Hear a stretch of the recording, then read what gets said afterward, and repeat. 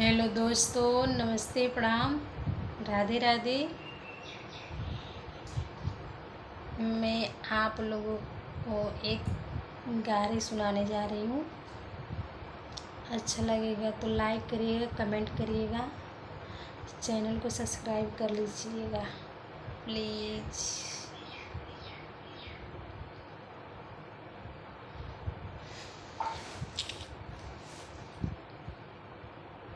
ए जी समाधि के मोचिया कमाल कइले बा। ए जी समाधि के मोचिया कमाल कइले बा। हमारी आंगने में झाड़ू का काम कइले बा। हमारी आंगने में झाड़ू का काम कइले बा। हे जी अगुआ के गलावा कमाल कइले बा। हे जी अगुआ के गलावा कमाल कइले बा।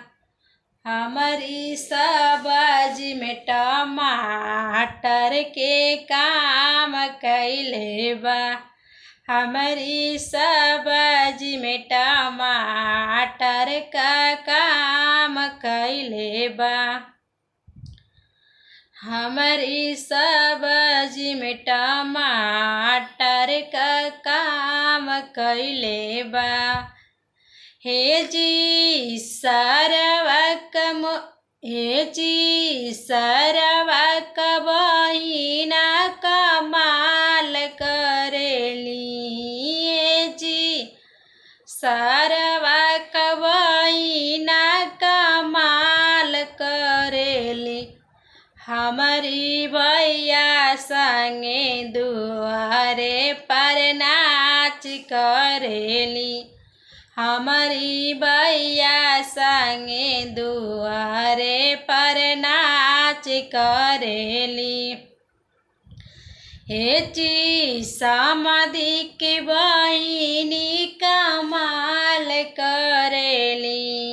हे जी समाधि के बहिनी कमाल करेली।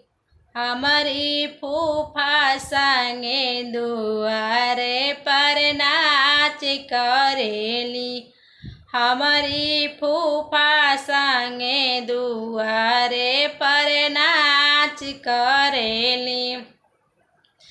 हे जी अगुआ के पेटावा कमाल कइले बा। हे जी अगुआ के पेटावा कमाल कइले बा। हमारे दुआरे पर ढोलक का काम कइले बा। हमारी दुआरे पर ढोलक का काम कइले बा।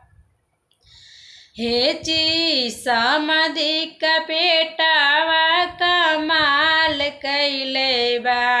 हे जी समाधि का पेटावा कमाल कइले बा।